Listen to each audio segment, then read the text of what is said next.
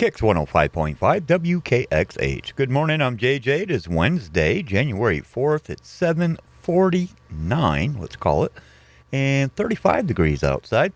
Looks like we got a whole lot of rain coming our way, but that's okay. Not a whole lot of snow for this time of year. That's kind of weird. But right now, we're going to talk with Mike Barrett from the Barrett Insurance Agency. Good morning, Mike. Hey, good morning. Yeah. You know, after the holidays and everything, and with the forecast, I think I am ready for a long winter's nap. I really do. I'm going to settle in for a long winter's nap. Who wants to deal with... I got to tell you, I'm not loving the rain in the winter. I'd kind of like it to be... Snow. That's kind of the given, but not happening. So hopefully the mountains are getting enough cold weather to blow the snow guns and keep some coverage on the trails for those who like to hit the slopes. I think I want to find me a nice little warm cave to crawl into. There you go. Hibernate. Not a bad idea. What are we talking about? Good policies this morning. Sure. Good policies today. What we're going to chat about is non-renewals. The equivalent of getting coal for Christmas, apparently. A non-renewal is something that can happen to just about anybody. And what is a non-renewal? Most insurance policies, there's a few exceptions to this, right? Some policies, every year at your expiration date, you have to go through the reapplication process and request a renewal. Very few policies are like that. We call those surplus or excess policies. And there's some other types that are like that as well, very few. But most policies, including just about everybody's homeowner policy, auto insurance policy, is an automatic renewal. And what does a company do when something has occurred that they don't like? Well, they have the right to non-renew you, all right? And a non-renewal just simply says, look, at your next renewal date of X, this policy will not renew, so you'll have no insurance coverage with us at that time. By law, I believe they have to have a certified letter sent out to you 45 days or more prior to the non-renewal date. So what causes a non-renewal? Speeding ticket? Not a speeding ticket, but habitual problems. If you have a lead foot and have a lot of speeding tickets, sure, that could lead to a non-renewal on your auto policy. Common auto policy non-renewals are frequency of claims, for sure, frequency of violations, just as I mentioned. Also could have a severity of violation, a DUI or a careless and negligent operation, or the requirement to have a financial responsibility filing. These are all things that could lead to, on the auto side, the result of a non-renewal. On the homeowner side, what could lead to a non-renewal? Same thing in some regard. Frequency of claims could become problematic and make companies look at you twice and go, they're expensive, so we're going to get rid of them. So that's certainly one. But another one is hazards. You know, the company could identify hazards of your home that are not desirable. That could lead to a non-renewal. What's a hazard of your home? Well, if the home has lack of care, if you've got some rotten windowsills or rotten siding or a roof that is way beyond its life, they're going to look at how you care for your home. Pride of ownership is what a lot of companies are going to want to see, so that your failure to take care of your property doesn't lead to them paying for a claim. So that certainly is one. Certain setups of pools without fences can become problematic. Some companies have dog lists. So if you got a dog that's an unacceptable dog, common list includes pit bull, Rottweiler, Presa Canario, which is a variation of a pit bull. And there's a pretty long list. Akitas are on there too. Some companies have German Shepherds. Some companies have the big dogs, like the St. Bernards and things like that, just because they're so big, not because they're aggressive. But some companies don't have a dog list. Just remember that. Other things that can become problematic, you've put up a trampoline, and the company maybe has a firm stance that they don't like trampolines. Or maybe, there's a million. Maybe you have an improper setup of a wood stove or an undisclosed wood stove.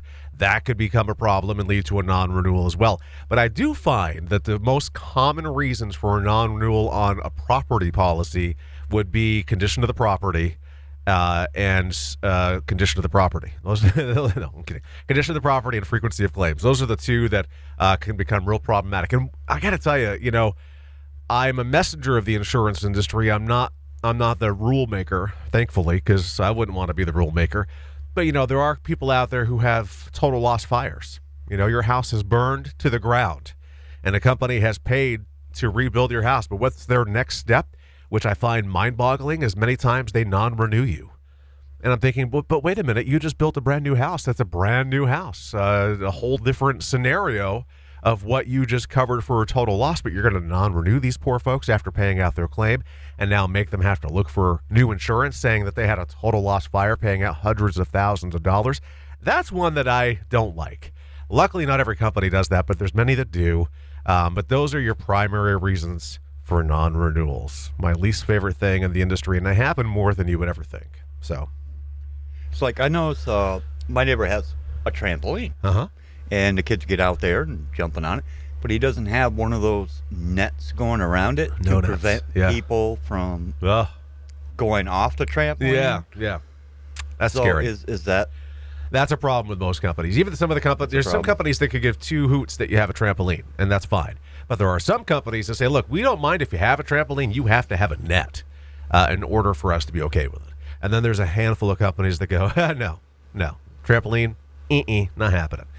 So like the company that I personally am insured with, they are one of the companies that do not allow trampolines. Meanwhile, my son, since he was 6 years old, every once in a while goes, Dad, we should get a trampoline. And I get to use the awesome excuse of, no, the insurance company won't let us. So he hates the insurance company, which is me. I'm the insurance company. So he hates me. So it's a very uncomfortable situation. But no, he does want one, and I'm just not going to give in. But I wouldn't give in anyway. Even if I had a company that allows them, I personally don't feel comfortable having one. That's my personal decision. Just don't want to have one. So, sorry, bud. go to the neighbors? Exactly. There's people who have them. You can Their jump. insurance will allow. Yeah. I mean, I jumped on one when I was younger, and I almost broke my own neck. So I guess maybe that's probably why my fear is there. Is that I injured myself, not severely, but it could have been, and that just resonates with me. And it's a fear. It is. And a pool, somebody could drown. Yeah. Well, I think of some of the things that I've done at friends' pools over the years, getting on the fence next to the pool and jumping off the fence, getting on the roof of the house and jumping off the roof of the house. I've done crazy things that, as an insurance guy, I am now the killer of fun. And I go, ooh, I would never have done that now. So, yeah, scary stuff. But, these are all things that you got to think about. The insurance companies are there to protect you and to cover you, but they also, and people will tell you this, but some will tell you stronger than others, but, they don't really want to have to pay for claims, but they will. But they're there for you if you need them. But a frequency of claims can really be a problem, and then deterioration of property can be a problem too. So Absolutely. The other thing, if, say, you're having a get-together and you have a pool, and somebody drowns in your pool because you didn't have the proper safety equipment set up. Yep. And then so somebody may want to try to sue you or they your will. insurance company. Highly likely they will, even if they're dear friends or close family. A wrongful death claim. Yeah, it's highly probable. And that's why companies have some of these rules. They don't want to be the killers of fun, nor do I. But you've got to take these things into consideration, and it's highly likely that if somebody was to perish in a swimming accident at your house, that was not by definition of the policy, an insured of the policy, i.e. a spouse or a family member living in the house, somebody else who was visiting, highly likely that max limits would be paid out. So, Happy New Year to you. That's not good. Yeah. So how is your New Year? So far, so good. How about you? So far, well, I haven't gotten into an accident. My car hasn't caught on fire again. All right. So far, I'm doing pretty good. Good. Keep it that way. Make that your resolution. So anything else we want to talk about? That's all I got. That's all you got? Yeah. Serious? Well, I have more, but we're 8 minutes into this. So. That's all Mike Barrett has? No. People who know me know that I can talk for way too long. So okay. So if somebody wants to reach out to you and talk insurance, give us a call, 748-5224. You can find us on Portland Street in St. Johnsbury, online, thebarrettagency.com, Google, Facebook, and YouTube. Just look for Barrett Insurance Agency. Well, thank you so much for coming in, Mike, and we'll talk with you again next week. Sounds great. Be good. I would say next year, but... no, that joke's past. That's a little... Get it? That joke's in the past? Yeah. That's a last year joke. Past. Yeah. All right. Hey, Mike Barrett from the Barrett Insurance Agency right here in St. Johnsbury on Portland Street. Kicks 105.5 at 7:58. Good morning.